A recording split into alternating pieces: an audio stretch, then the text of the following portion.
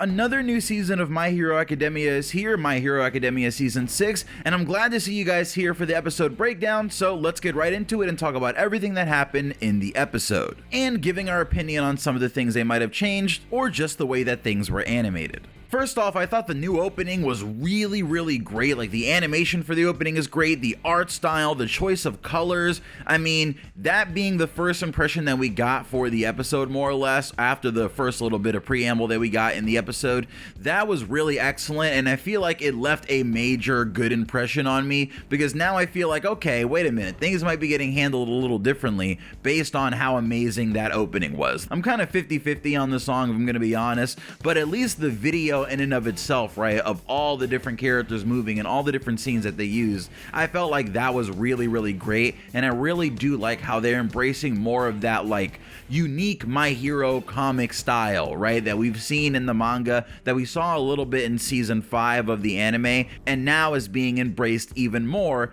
in the anime opening. So as the episode starts, we get a short recap of how we got here and pick up on the scene where Shigaraki names the Paranormal Liberation Front, and then we cut to Hawks, who inserted himself into the group over the course of season 5, having to help Twice out with understanding the group's new message and their ideology. Now, Hawks breaks down the different teams and units that the villains have prepared, and I'm sure we'll end up doing a video at some point this week breaking down the teams way more in depth and way more in detail. But for me, the thing that I really focused on when watching the episode, and my reaction should be up a little later today or maybe tomorrow, I am gonna take a little longer to edit that since I have a lot of other videos that I want to do about the episode. But Hawks and Twice's friendship is a pretty unlikely one, right? But I'm glad that they did become friends, because both of them are pretty easygoing guys, but it just sucks that one is a hero and one is a villain, so of course they aren't fated to stay friends for very long. But I feel like, knowing what's coming, the episode did a really good job at hammering home this friendship, and it was just gut-wrenching the entire time, honestly, because they know what they're doing here. Now, after the title card, we pick up on the doctor walking through the hospital having what seems to be a wonderful day.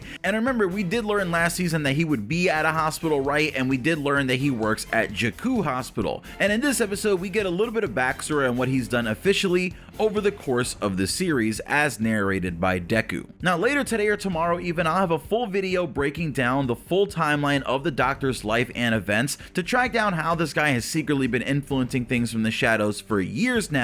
But continuing with the episode, the heroes have a meeting discussing all the information they know about the doctor and his location. They have an image of him near a small Nomu, so their suspicions are confirmed, and they break into teams, with each team supported by a regiment of students. We see the hospital team briefly before cutting to each of the other teams, like Edshot's team in the mountains that's going to be tasked with invading the Gunga Mountain Villa, the massive mansion that the villains have taken as their home. There, Midnight gets a good scene calming Mushroom Girl down, and I appreciate any Midnight scenes. But Kaminari is still freaking out and misses his friends, who are almost all in the rear guard. Most of them are Class 1A characters that we'll recognize, who get a little bit of talking scenes here, and it's awesome to see everyone ready for what's about to be an action-packed season. We'll discuss how specifically things are about to pop off here in a second, but in another area to officially mark the start of the operation, we see that this whole operation was actually a secret between all the trustable heroes,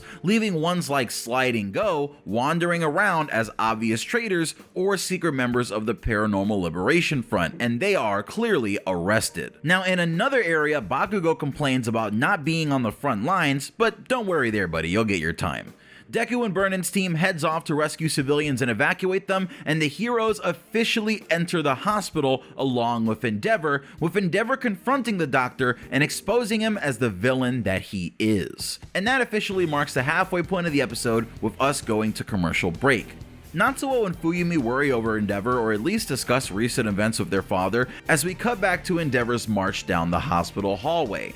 This is when we see the reveal that the doctor, who's listed as quirkless, actually does have a quirk, which drastically extends his life and keeps him, well, not youthful, but youthful for his age at least. But all that comes to a stop once Aizawa gets his eyes on him. The heroes in Tsukauchi, shout out to Kagi, march on Garaki and interrogate him and ask about what he's offered to All for One. President Mike, who has a real personal bone to pick with the Doctor because of Shirakumo, really lets the Doctor have it, questioning his morals for misusing the ability to literally heal any injury, as well as his weird Frankenstein science work on the Nomus, and again, most importantly, his friend Shirakumo, who was turned into Kurogiri. Aizawa also gets involved, telling the Doctor to just give up, because if he does, then they don't need to battle with his army of Nomu and put everyone near the hospital in danger. And this is possible, right? This is a possible mode of winning, since they do know that the Nomus are just corpses that only move when they take orders. But then Aizawa thinks of his friend when he's explaining these heartless monsters and starts to get angry,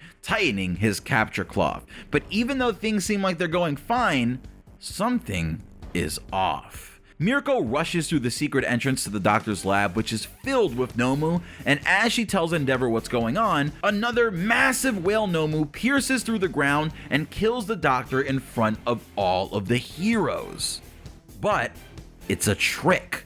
This Doctor is only a copy, concocted using a clone of twice his quirk given to a small Nomu. More Nomu start crawling out of the ground, and the battle has officially begun, with the heroes starting to clear them out, but below, something stirs in that lab. We see Shigaraki floating in his pod, the one thing the heroes absolutely aren't allowed to reach. But the Doctor is panicked, because alongside Shigaraki is the Doctor's massive library of quirks that he just has in vials along his walls. Now these vials are filled with chips containing quirk data, and we don't know how the Doctor copies quirks and extracts them into these chips, but he does hint that it does take a lot of equipment and time, so the fact that he has so many, and reminder each of these represents a human life, really paints a gruesome picture about the level of evil we're talking about here with the Doctor.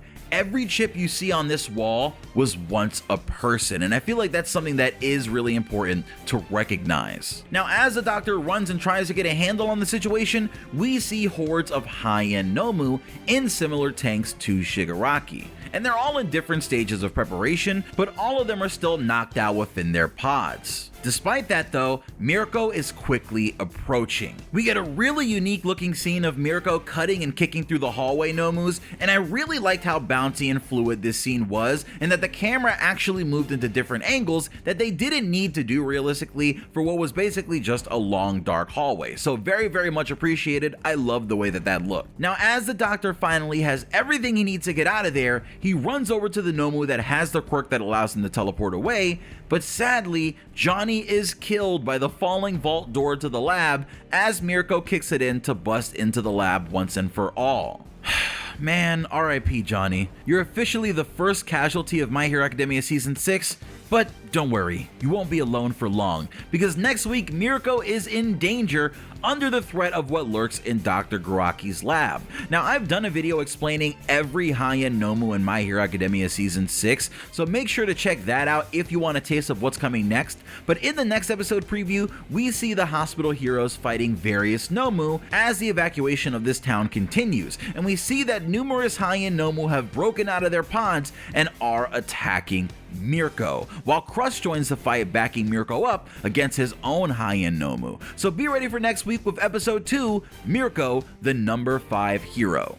I gotta say, I really enjoyed that first episode back of My Hero Academia. It was a lot of setup, right? And I feel like that is why we didn't need a filler episode this season. And look at us, we didn't get a filler episode this season, so everyone can be happy. We don't have to watch some random filler or random recap episode. They really did a good job of just compacting that to very early on in the episode and just giving us all the setup we needed to know where everyone was and what was going to be going on in the remainder of this arc, or at least set up some expectations for what we could think is going to be going on in the remainder of this arc. They did give us that one fancy cut of animation with Mirko in the hallway, and in general the episode did look really, really good and really solid in the art direction department. And again, that opening song just has me really, really happy, right? Like, the opening and ending are actually really, really great this year. They both have a lot of colors in them. They both look really, really unique. So I'm really looking forward to see what we're going to be getting for the second opening of the season later on, but I guess that's me counting my chickens a little too early. And I might even do an opening breakdown video, I think, because there are a lot of things in that that opening that I feel like hint towards things in the future.